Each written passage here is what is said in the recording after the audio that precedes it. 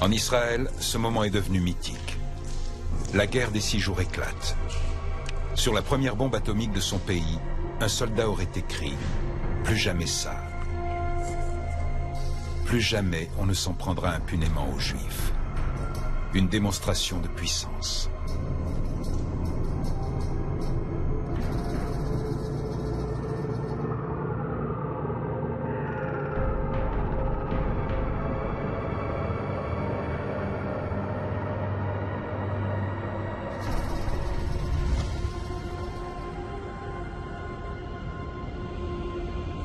Londres, été 1986.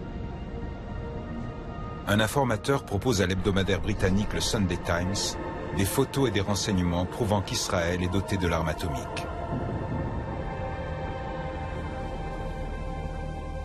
Le journaliste et physicien Peter Unnam rencontre le mystérieux interlocuteur Mordechai Vanunu.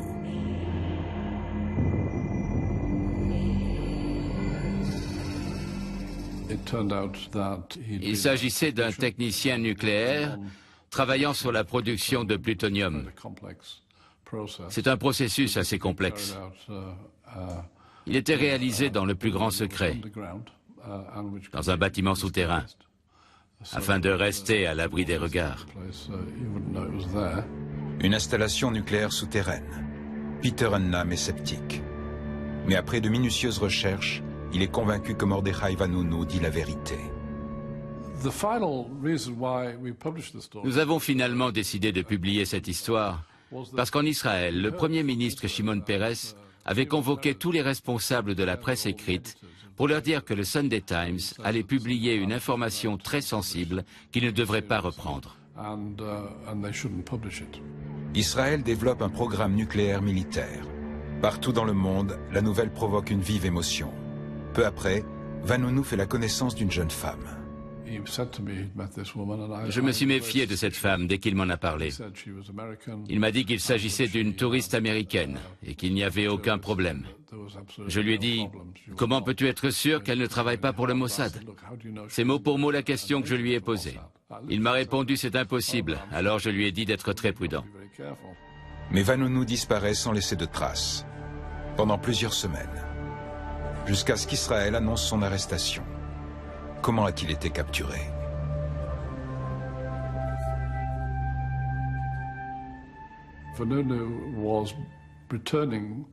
Après chaque audition au tribunal de Jérusalem, Vanunu était reconduit en prison à bord d'une voiture, dont les vitres, curieusement, n'étaient pas fumées. Ce jour-là, alors qu'il venait de s'installer à l'arrière, il a collé sa main contre la vitre. Dessus, il avait écrit « Je m'appelle Mordechai Vanunu, j'ai été enlevé à Rome ». Que faisait Vanunu dans la capitale italienne? Peter Unnam tente de remonter la piste.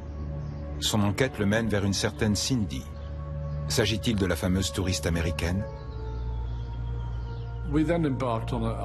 Nous avons voulu en savoir plus sur cette Cindy. Nous avons découvert que Vanunu était assis à côté d'elle dans l'avion pour Rome. Nous avions un nom, Cindy Hannon. J'ai cherché sa trace dans le monde entier. Unnam finit par la localiser en Israël. Sa véritable identité, Cheryl Bentoff. Elle dispose de la double nationalité américaine et israélienne. Elle est l'épouse d'un agent secret. J'ai trouvé son adresse en Israël. Je suis allé frapper à sa porte. Le face-à-face a été surréaliste. Elle m'a regardé avec méfiance avant de me laisser entrer. Je lui ai dit que je travaillais pour le Sunday Times, que j'allais révéler dans un article qu'elle était un agent du Mossad et qu'elle avait participé à l'enlèvement de Vanunu. Elle m'a écouté sans rien dire. Quand je lui ai fait remarquer qu'elle ne contestait rien, elle s'est mise à hurler « Tout est faux, je nie tout en bloc ». Et elle s'est enfermée dans sa chambre. Unnam reconstitue les événements. Cheryl Bentoff sert d'appât pour capturer Vanunu. Elle le séduit, puis l'entraîne à Rome où elle le drogue. Le Mossad le kidnappe. Vanunu sera jugé en Israël. Au procès, j'ai essayé d'expliquer qu'il avait agi par conviction et pas pour de l'argent. C'était facile à démontrer puisqu'il n'avait absolument rien touché. Malgré ça, le tribunal l'a condamné, non seulement pour espionnage, mais aussi pour haute trahison. Il risquait alors la peine de mort. Au final, il a été condamné à 18 ans de prison. Selon l'État d'Israël, Vanunu a franchi la ligne rouge. Dans ce pays, le programme d'armement nucléaire est un sujet tabou. Officiellement, il n'existe pas. L'État hébreu refuse catégoriquement que ses infrastructures nucléaires soient contrôlées. Mais les rumeurs, elles, doivent continuer à circuler. Elles ont un effet dissuasif. Cette stratégie porte un nom, l'amimut, l'opacité. Et presque tous les Israéliens en respectent le principe.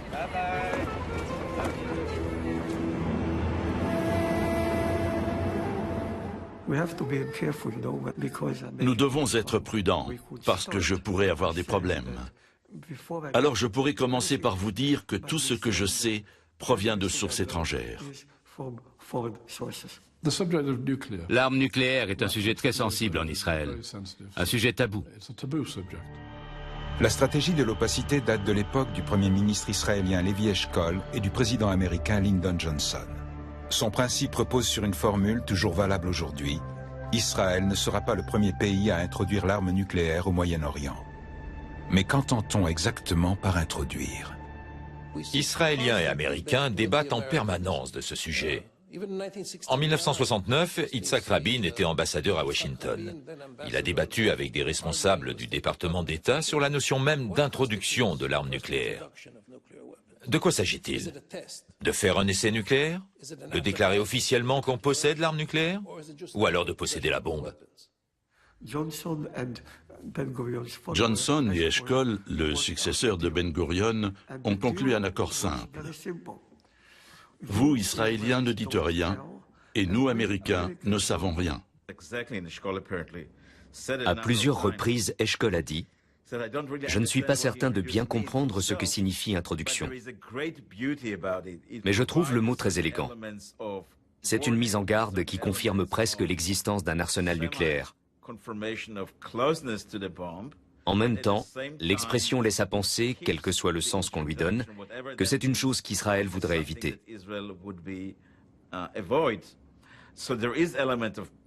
En réalité, c'est un double langage. L'élégance de la formule a permis aux Israéliens, une fois la notion d'introduction et son interprétation acceptée par les États-Unis, de se sentir très à l'aise. Il joue sur les mots. C'est Shimon Peres qui a eu cette idée. Et aujourd'hui, on a toujours droit à la même rengaine. Mais ça n'a pas de sens. Il faut savoir que les Américains ont traversé le canal de Suez avec des bateaux chargés d'armes nucléaires. Ce sont eux les premiers à avoir introduit l'arme nucléaire au Moyen-Orient. Bref, tout ça est absurde. Selon les politiques de haut rang, les militaires et les experts, l'arsenal nucléaire israélien compterait entre 100 et 400 missiles. De fabrication récente, ils sont dotés de systèmes ultramodernes. Bombes à neutrons, mini-bombes à hydrogène capables de détruire des bunkers souterrains. Missiles de croisière capables d'anéantir des grandes villes et qui peuvent être tirés de n'importe quel point de la planète depuis des sous-marins.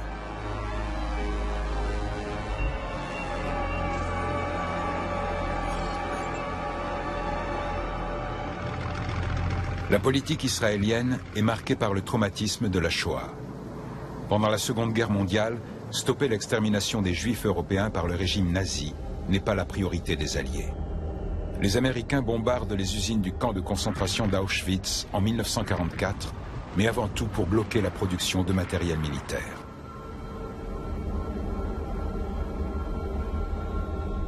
En dépit des appels de Juifs du monde entier, les Alliés n'ont pas secouru les victimes de la barbarie nazie. Livrés à eux-mêmes, les Juifs européens se sont retrouvés à la merci de leurs bourreaux.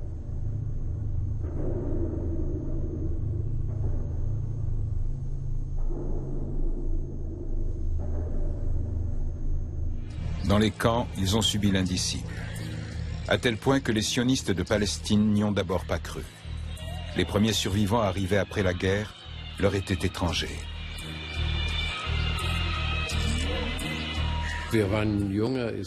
Nous, jeunes Israéliens, étions capables de nous défendre. Pour nous, comme pour tous les Juifs, l'Holocauste a été la plus grande tragédie de notre peuple. Mais nous l'avons aussi ressenti comme une humiliation profonde. L'Holocauste nous a rabaissés. Nous nous disions, parmi les innombrables victimes de cette guerre, la plupart sont mortes sur le champ de bataille. Mais comment ont péri nos frères? Comme des moutons qu'on emmène à l'abattoir. Et ce qui a été encore plus grave pour nous, ça a été de nous dire qu'ils se sont laissés conduire à l'abattoir. En Israël, les sionistes ont retenu les leçons du passé. Pas question que les Juifs soient une fois encore des victimes sans défense. Ils prennent les armes et mènent des actions violentes contre les Arabes et les Britanniques, la puissance coloniale. Ils se battent pour réaliser le rêve de Théodore Herzl, construire un pays où les Juifs pourraient vivre librement et dignement. Un autre événement influence le destin de l'État hébreu, le projet Manhattan, nom de code donné à la mise au point de la première bombe atomique au monde, à Los Alamos, au Nouveau-Mexique. Des scientifiques juifs ont participé à la conception des bombes atomiques larguées par l'armée américaine sur Hiroshima et Nagasaki en août 1945. Leur travail a permis aux Américains d'acquérir l'arme atomique et de devenir la nation dominante.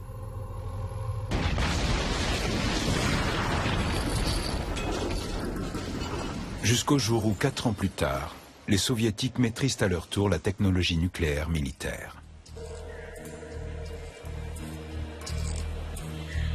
En 1948, sous l'impulsion du futur Premier ministre David Ben-Gurion, les sionistes atteignent leur objectif, la création d'un État juif en Palestine.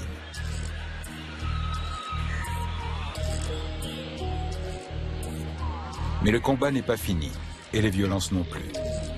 Les pays arabes attaquent le jeune État. Israël se cramponne à sa profession de foi, plus jamais ça.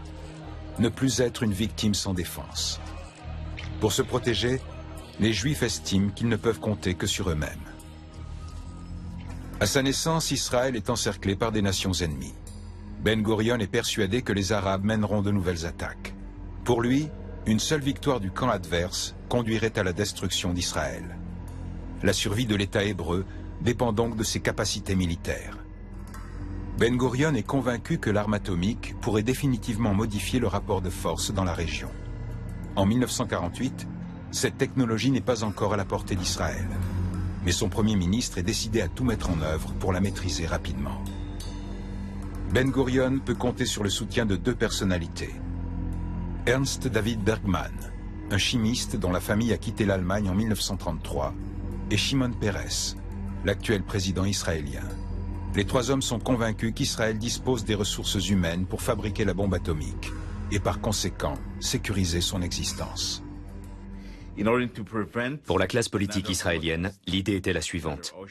Pour éviter un nouvel Auschwitz, il fallait avoir les moyens d'infliger un nouvel Hiroshima, un nouveau Nagasaki. Mais Israël n'a pas d'uranium. Des recherches intensives sont menées dans le désert du Negev, en vain. En 1955, 7 ans après sa création, Israël peut pour la première fois se procurer de l'uranium. Les États-Unis organisent une conférence internationale à Genève. Son nom, Atoms for Peace, des atomes pour la paix. Au cours de cette réunion, Eisenhower propose la technologie nucléaire aux États prêts à renoncer à un arsenal atomique. À l'époque, on pense que le nucléaire est un instrument du maintien de la paix. Because here, in fact, is the answer to a dream as old as man himself. A giant of limitless power at man's command. And where was it science found that giant? In the atom.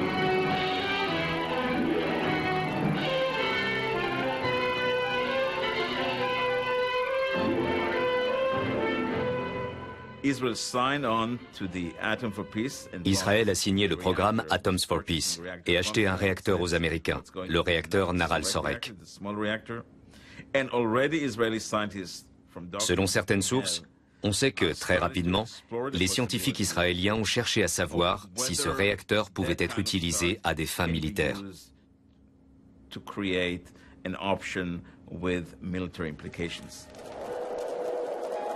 Mais le réacteur de recherche de Nahal Sorek n'est pas adapté à la production de plutonium.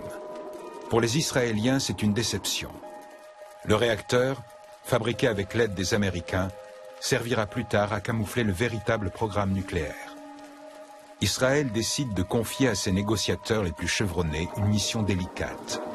Trouver un nouveau partenaire pour développer l'arme atomique.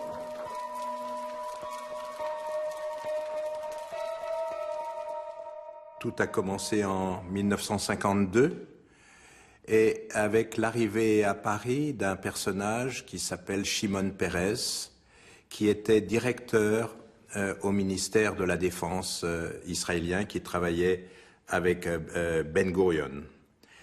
Et l'objectif était d'obtenir le maximum d'armes, le maximum de conseils, le maximum de la France. Ben Gurion et son émissaire savent que la France a lancé un programme de développement de l'arme atomique. La mission de Peres est d'accéder à ce programme. À Paris, les portes lui sont grand ouvertes. Beaucoup d'hommes politiques donc ont été séduits, véritablement séduits par Shimon Peres. Et Shimon Peres, au bout de 2 ans, à partir de 54-55, il était devenu un personnage si puissant qu'il avait son bureau à l'intérieur du ministère de la Défense. Paris et Tel Aviv nourrissent une profonde méfiance à l'encontre de Nasser, le héros du monde arabe. En 1956, le président égyptien décide de nationaliser le canal de Suez, jusqu'alors aux mains des Britanniques. Mais l'ancienne puissance coloniale refuse le coup de force. Avec la France et Israël, elle décide d'intervenir militairement. La stratégie est la suivante. Israël doit attaquer l'Égypte. Ensuite, Londres et Paris occuperont la zone du canal afin de rétablir la paix.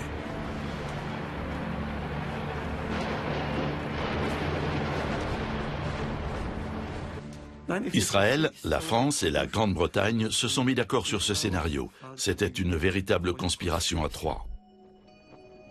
Mais le plan ne se déroule pas comme prévu. La pression des États-Unis, les menaces de l'Union soviétique stoppent l'offensive. La défaite de la Grande-Bretagne et de la France marque la fin de l'influence des 2 ex-puissances coloniales dans la région. Les Israéliens, eux, tirent leur épingle du jeu. La Grande-Bretagne, puissance nucléaire depuis 1952, leur fournit de l'eau lourde et de l'uranium.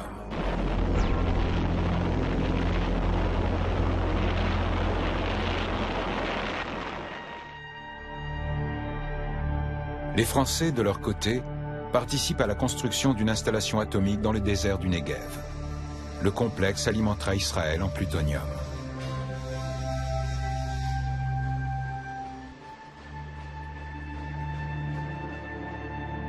Les Israéliens ignorent qu'ils sont observés par des avions espions américains. Près de Beersheba, dans une zone désertique dégagée, nous les avons surpris en train de couler de grandes quantités de béton. J'ai aussitôt fait un rapport à ce sujet. Je l'ai appelé Beersheba, possible installation nucléaire en construction.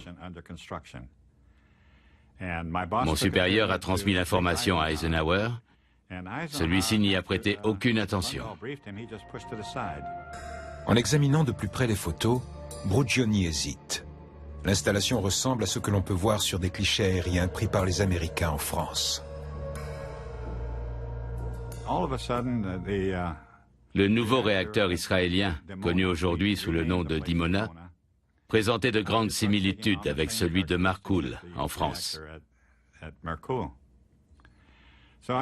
J'ai donc fait un tableau en 2 parties. L'une sur Dimona, l'autre sur Marcoule. Le résultat mettait clairement en évidence le rôle des Français dans la conception de Dimona.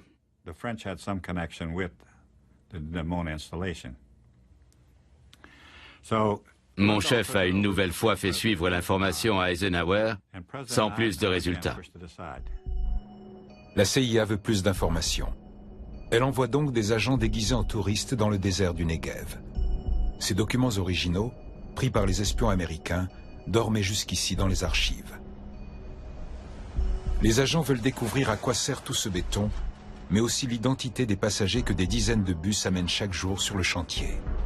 Par ailleurs, ils informent la CIA que la zone de Dimona est truffée d'agents du Mossad.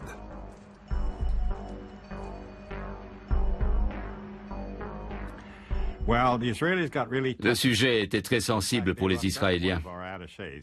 Une fois, ils ont même malmené l'un de nos attachés militaires qui tentait de s'approcher de la zone. Ils étaient sous tension et nous suivaient partout. Les images des espions américains révèlent que plusieurs centaines de Français travaillent sur le site. Ils sont logés dans les nouveaux lotissements environnants. Pour Washington, plus de doute. Français et Israéliens développent un programme d'armement nucléaire. À l'origine de ce projet ultra secret, deux hommes.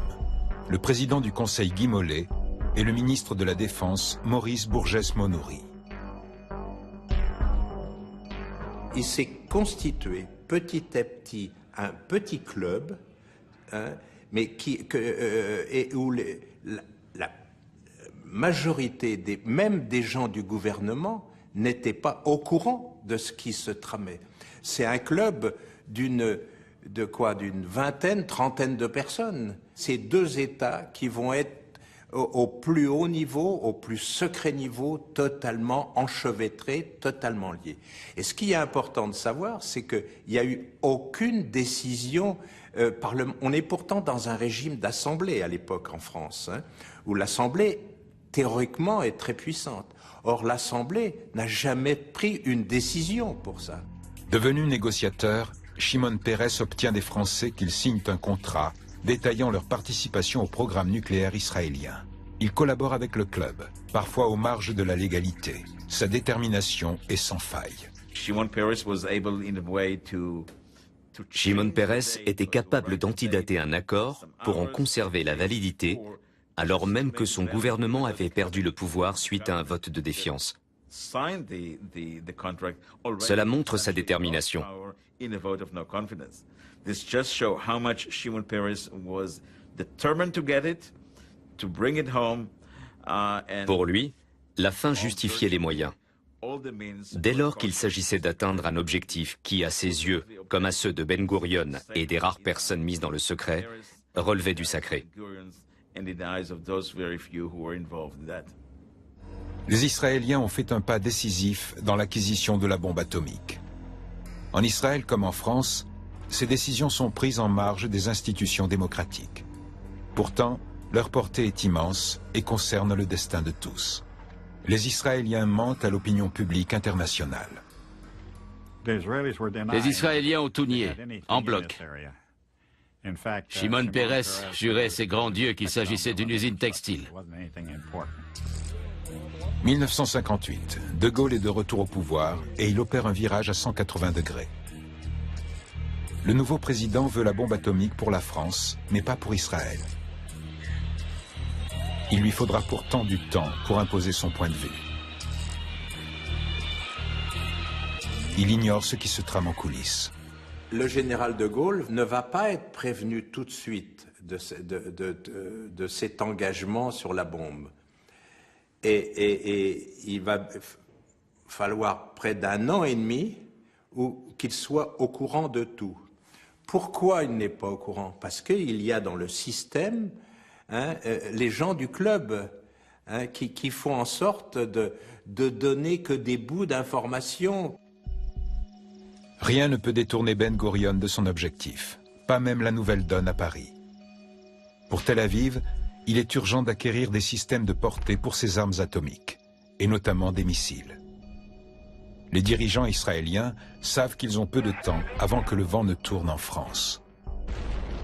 Le général de Gaulle va décider d'arrêter toute cette affaire, mais donc les instructions ne descendent pas rapidement, il y a des obstacles partout, partout, parce que le club est très implanté, à la fois dans l'armée, à la fois dans la fonction publique, à la fois dans le politique. Autrement dit, même le général de Gaulle n'arrive pas à obtenir satisfaction. Et quand les décisions descendent jusqu'au bout, des systèmes sont faits pour contrebalancer les décisions. Le cas du MD-620 en dit long. Ce missile a été développé par le groupe français Dassault pour Israël, malgré l'arrêt officiel de la collaboration entre les deux pays. Le MD-620 va être utilisé pour les bombes atomiques israéliennes. Sa livraison n'empêche pas le refroidissement des relations entre Paris et Tel Aviv. Mais Israël peut compter sur le soutien d'un nouvel allié, l'Allemagne. Bonn livre déjà des armes à l'État hébreu. Adenauer va plus loin. Un document allemand révèle qu'à partir de 1961, le chancelier s'engage à verser à Israël 200 millions de Deutschmark par an pendant 10 ans. La construction d'une installation de désalinisation nucléaire est également évoquée. On n'en saura pas plus. Les documents relatifs à ce sujet sont toujours classés secret défense. Les services de renseignement ne sont plus les seuls à s'intéresser à ce qui se trame dans le désert du Negev. Certaines informations filtrent et les médias commencent à spéculer sur le programme nucléaire israélien. La pression s'accentue sur l'État hébreu. Le réacteur nucléaire, officiellement une usine textile, suscite beaucoup d'intérêt. Et si les Israéliens y fabriquaient du plutonium? 1961. John Kennedy est élu président. Tel Aviv constate alors que le soutien de Washington faiblit. Kennedy, plus qu'aucun autre président américain, cherchera à freiner le programme de développement nucléaire israélien. Les deux pays ont connu des périodes de forte tension, surtout lorsque Kennedy a exigé pour les Américains un accès à Dimona. Il voulait empêcher les Israéliens de produire des armes atomiques afin de mettre un terme à la course au nucléaire. Mais Israël a eu le dernier mot. La tension a été très forte. Tout s'est joué à huis clos. Kennedy hausse le ton. Il exige une inspection de Dimona pour s'assurer qu'on n'y fabrique pas d'armes nucléaires. Il menace même de suspendre l'aide économique accordée à l'État hébreu. Israël cède en apparence. À cause de la pression américaine, les Israéliens ont accepté une inspection de la Commission atomique américaine, une inspection de réacteurs. Puisque la théorie, c'était que c'était un réacteur de recherche et non un réacteur qui pouvait produire du plutonium. Et donc, pendant des mois, les Israéliens ont monté une salle de commande complètement qui n'avait aucun rapport avec la réalité, mais où il y avait des vraies commandes, où il y avait des... Et derrière cette salle de commande, il y avait des techniciens et des savants israéliens qui avaient programmé, tous, au fur et à mesure que les Américains prenaient maniaient les commandes, eux réagissaient pour que les données qui apparaissent soient des données d'un réacteur civil et d'un réacteur de recherche. Dimona sert bien à fabriquer du plutonium et des armes nucléaires. Les Israéliens prétendent le contraire, mais Kennedy n'est pas dupe.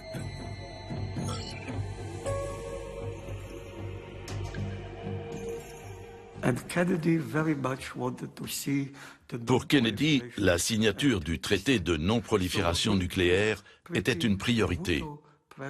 Il a donc tout fait pour que Ben-Gurion le ratifie. Pour la première fois, il a accepté de fournir à Tel Aviv des armes non nucléaires.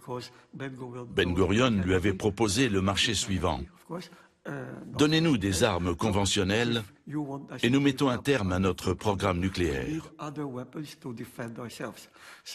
Kennedy a donc donné son feu vert à la livraison de missiles anti-aériens à Israël, qui s'est empressé de les déployer autour du réacteur de Dimona. John Kennedy est assassiné le 22 novembre 1963. Son successeur, Lyndon Johnson, intensifie les relations avec Tel Aviv et Washington ferme les yeux sur les activités de Dimona.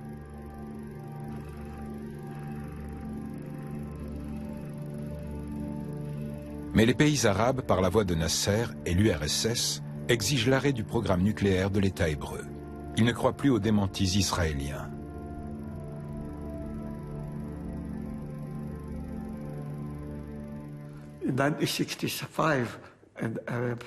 En 1965, lors du troisième sommet, les États arabes décident de passer à l'action et de mener une guerre préventive.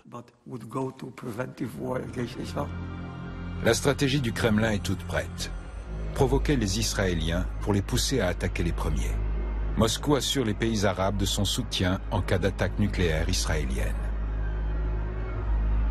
Ce que les Soviétiques ignorent, c'est que le compte à rebours a déjà commencé.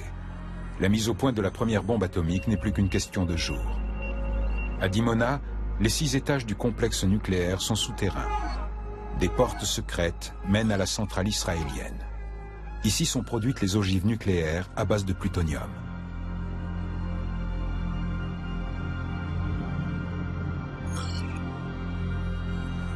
Et c'est là que travaillera Mordechai Vanunu quelques années plus tard.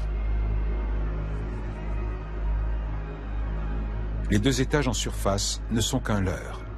Les Soviétiques pensent encore pouvoir stopper les activités de Dimona sans que les Américains n'interviennent. Les Américains étaient enlisés dans le bourbier vietnamien. Ils voulaient à tout prix éviter d'autres problèmes internationaux. Mais surtout, Moscou avait pour objectif de stopper le programme nucléaire israélien avant que le pays ne soit doté de la bombe. Une perspective qui ne réjouissait pas non plus les Américains. Enfin, les Soviétiques tenaient absolument à respecter le droit. En poussant Israël à attaquer, ils pouvaient espérer le soutien des Nations Unies et des Américains. Ils ne voulaient pas passer pour les agresseurs. En 1967, le Kremlin change de tactique. Moscou dispose d'une arme secrète, le MiG-25 Foxbat, dont la vitesse atteint 3000 km/h.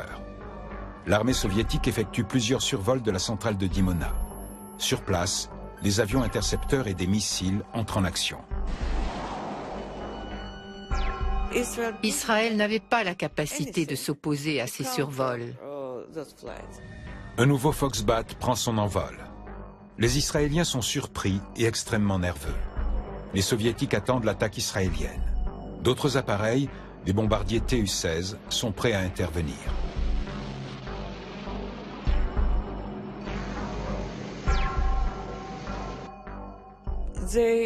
Ils ont reçu l'ordre de bombarder un point précis du territoire israélien. Ils n'avaient pas d'autres informations, juste les coordonnées géographiques. Mais leur cible était protégée par des missiles anti-aériens Hawk. Des bombardiers Tu-16 aux couleurs des pays arabes sont stationnés dans le Caucase, prêts à décoller. Leur objectif, détruire Dimona.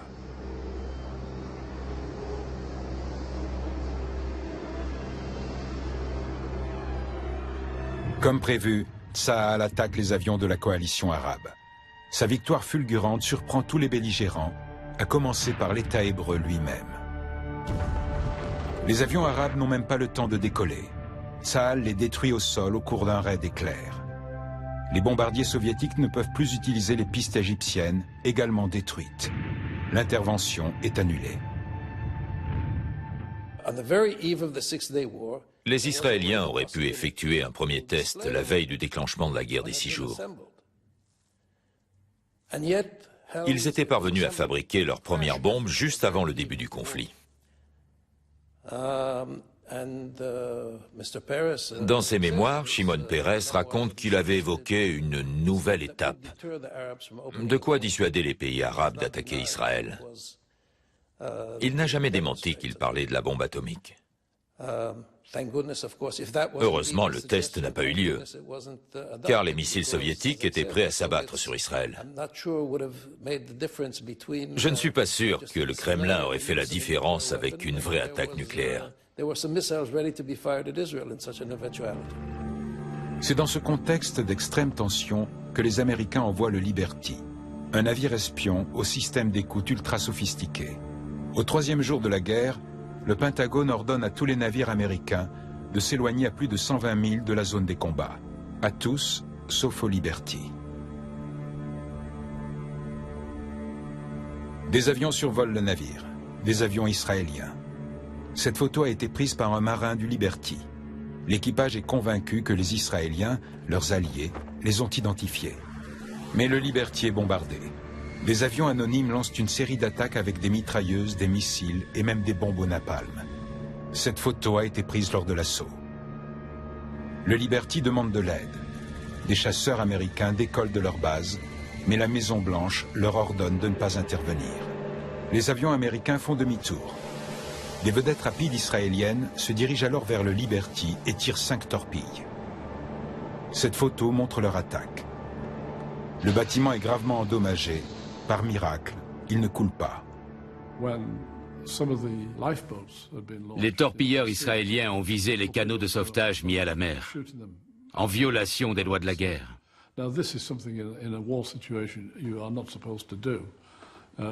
Cet acharnement prouve qu'ils voulaient éliminer tous les hommes d'équipage du Liberty pour que personne ne puisse raconter ce qui s'était passé. Israël n'a jamais admis cette version des faits. Le Liberty aurait été confondu avec un cargo égyptien, une explication qui comporte de nombreuses zones d'ombre. L'US Navy finit par secourir l'équipage. On dénombre 34 morts et 173 blessés. Les survivants sont persuadés, aujourd'hui encore, que l'attaque israélienne était délibérée. En réalité, les Américains voulaient que le Liberty coule. Voilà pourquoi les avions n'étaient pas identifiables. Il fallait simuler une agression égyptienne pour justifier une attaque américaine sur le Caire. Peter Unam a trouvé des indices qui tentent à prouver l'existence d'un accord secret entre Israéliens et Américains. Il montre que peu avant l'attaque, 3 appareils ont été équipés de bombes atomiques sur le porte-avions America. Au moment du naufrage du Liberty, les Américains devaient faire décoller 3 chasseurs bombardiers depuis un porte-avions de la 6e flotte, basé en Méditerranée. Leur mission était d'attaquer le Caire avec des bombes thermonucléaires.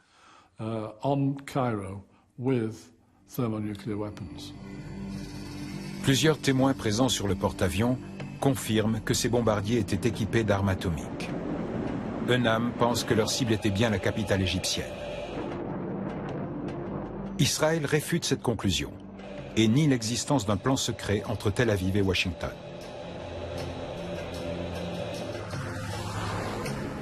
Le président Johnson a informé les Soviétiques de l'attaque de son navire. Il leur a dit « Nous trouverons les coupables et agirons en conséquence ».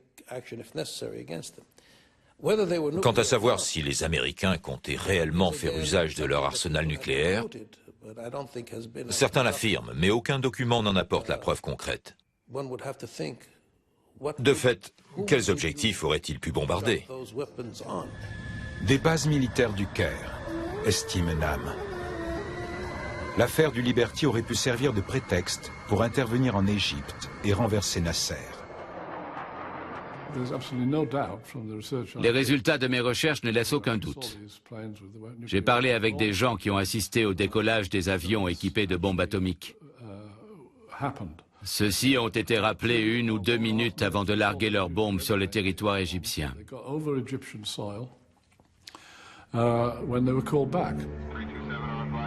Les troupes américaines sont placées en état d'alerte.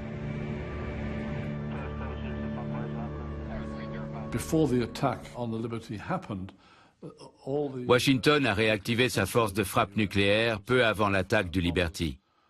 Aux 4 coins du monde, des bombardiers atomiques étaient prêts à lancer une attaque sur le RSS.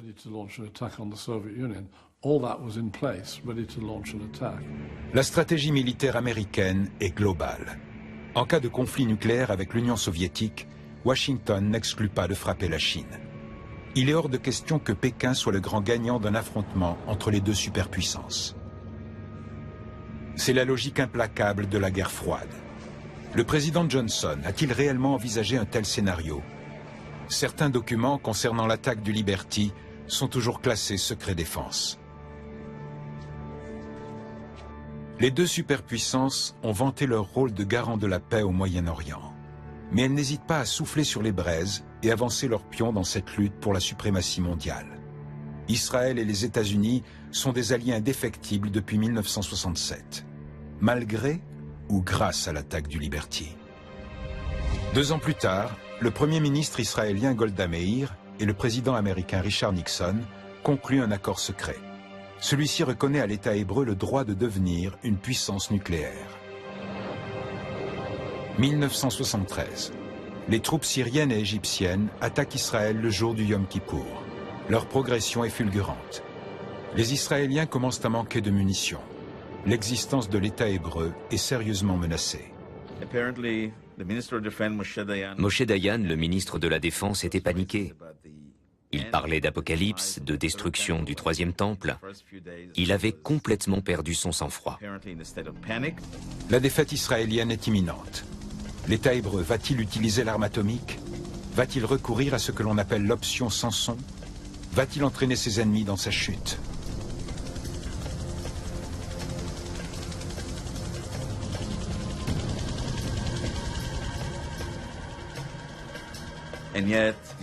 Au final, c'est la position de Golda Meir qui s'est imposée. Israël a tenu sa promesse de ne pas être le premier pays à introduire l'arme atomique. Il n'a même pas fait étalage de sa puissance nucléaire. Mais je persiste à penser que l'arsenal atomique israélien a influencé le conflit. Les Américains décident à leur tour de survoler la région avec des SR-71, l'avion le plus rapide au monde. Les Israéliens savent que les SR-71 ont des détecteurs capables d'identifier les ogives nucléaires. Ils équipent leurs missiles Jericho de charges atomiques et les placent en position d'attaque. Les images fournies par les avions espions montrent la menace israélienne.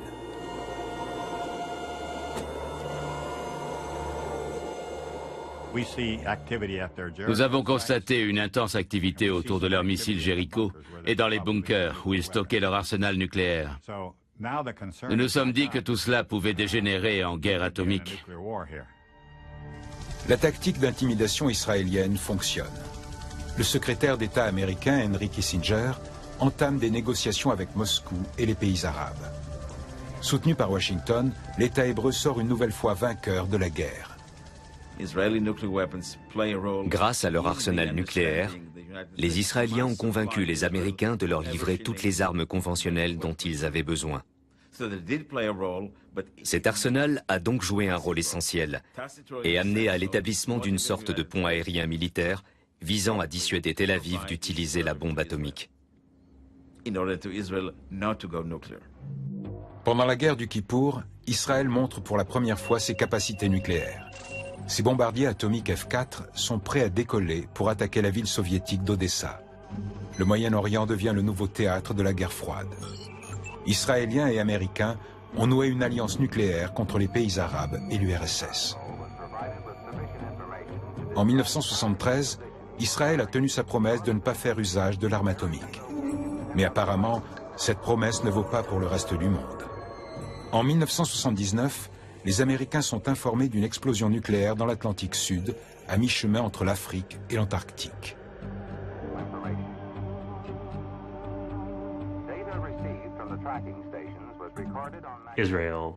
Israël a réalisé ce test au large des côtes de l'Afrique du Sud avec le soutien de Pretoria. Cette explosion a été détectée par des satellites Vela. Jimmy Carter est furieux lorsqu'il en est informé. Et pour cause. Le président américain tente au même moment d'obtenir la signature d'un traité de paix entre l'Égypte et Israël.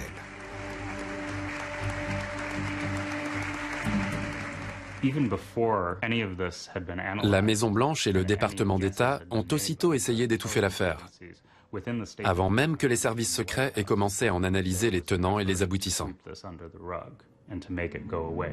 Pourtant, Washington connaît depuis des années les ambitions nucléaires du régime sud-africain et n'ignore rien non plus de la coopération entre Tel Aviv et Pretoria dans ce domaine. Dès le début de l'apartheid, les responsables du programme nucléaire sud-africain ont établi des contacts étroits avec Israël. C'était en quelque sorte un partenariat gagnant-gagnant. Tel Aviv proposait son expertise technologique, tandis que Pretoria, qui disposait d'abondantes ressources d'uranium, fournissait du minerai d'uranium. Le pouvoir ségrégationniste de Pretoria dispose déjà d'une bombe atomique. Il veut à présent la bombe à hydrogène. Israël, de son côté, veut exporter des armes et cherche un nouveau site pour réaliser ses essais nucléaires. Le gouvernement de Tel Aviv est donc prêt à fermer les yeux sur l'apartheid. Quelques jours après les discussions sur l'accord de Jéricho, en avril 1975, Shimon Peres et Peter Botta ont signé un traité qui imposait aux deux pays de taire ce qui avait été abordé, négocié et conclu. Tel Aviv et Pretoria devaient nier l'existence même du traité.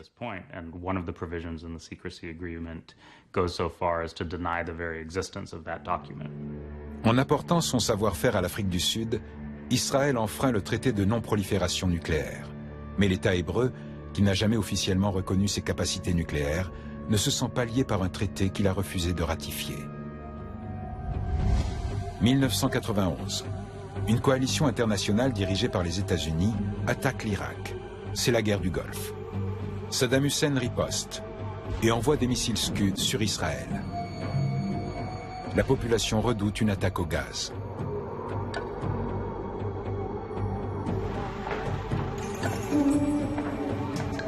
Le ministre allemand des Affaires étrangères, Hans-Dietrich Genscher, est en Israël au moment où les Scuds sont tirés. Il est directement confronté à la réaction israélienne.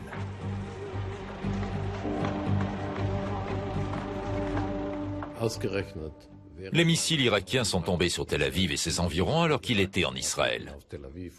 Il a vu tout ce qui se passait. Dans la cave où nous nous étions tous réfugiés, nous lui avons dit notre mécontentement. Nos reproches portaient sur l'aide européenne octroyée à Saddam Hussein, tant au niveau économique que militaire et chimique. Nous étions très remontés contre tous ceux qui avaient armé Saddam Hussein, les Français, les Italiens, les Américains, les Britanniques, mais surtout les Allemands. En Israël, Hans-Dietrich Genscher s'est fait faire la leçon par son homologue israélien David Levy, qui prétendait que les Allemands avaient osé vendre des missiles à Saddam Hussein. En réalité, c'était faux. Mais après tout, là n'était pas l'essentiel. Et il a eu un contact régulier avec le chancelier Kohl. Nous ne savons pas de quoi ils ont parlé, mais au final, il nous a proposé des sous-marins. Une fois encore, Israël a utilisé la mauvaise conscience des non-juifs en général et des Allemands en particulier. Cette stratégie fonctionne encore aujourd'hui. Je dois reconnaître que cette façon de faire me met plutôt mal à l'aise. Je la trouve humiliante. Mais il est vrai que je ne suis pas responsable de la sécurité de mon pays.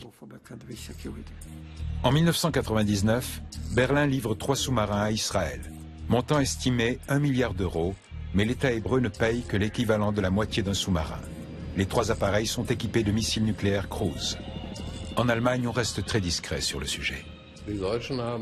Les Allemands ont toujours fait comme s'ils n'étaient au courant de rien. Et je parle là des hauts responsables gouvernementaux avec qui j'étais en contact.